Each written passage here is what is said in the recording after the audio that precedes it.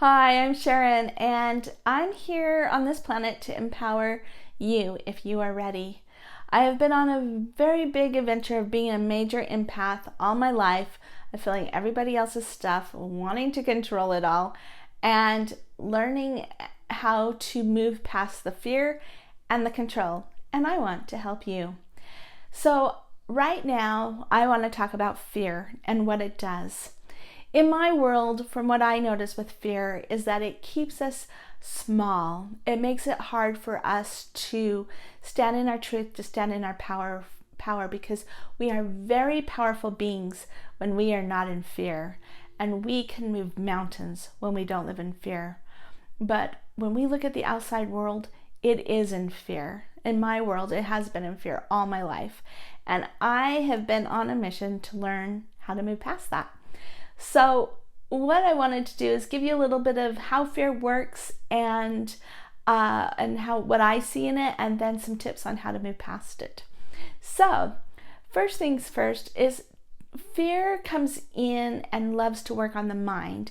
Then it gets the mind going, and you're going on a major hamster wheel. It runs through your body, and all of a sudden you're in high stress, high alert, and high anxiety, and all you did was have a thought, and it circulates through the body, and wow, all of a sudden you can't think straight. You can't be big. You huddle, you get small, and you want everyone else to make decisions for you, is what I've experienced. So what I want to share with you is that fear comes in, it gets your cortisol levels going, it makes your aura field, your power source shrink, and it creates a space of I'm not good enough victimage, and it creates a space of not being able to think outside past the fear. And it gets so excited when we give it all its power. But at the end of the day, you are more powerful than fear. And when you have tools to move past that fear, holy moly, things change. But how do you get past it? I mean, this is a big one, and I've been working on it for a long time. And they're so simple that sometimes they're hard. So the first one is you have to drop into your heart. When you drop into your heart, that's when divine light, that's when your essence of who you are, that piece of you that has all the love that you came here to shine, and all those accomplishments, all those successes for you to give to the planet, gifts, all of that can come through. So first is drop it to your heart. How do you do that? You have to stop and breathe. Catch yourself. Oh, I'm in fear. Okay, I don't want to be here. You make that choice. So then you make that choice, you breathe, take 3 deep breaths, and then I'm going to drop into my heart. So I go to, where do I feel safe? Where do I feel safe first?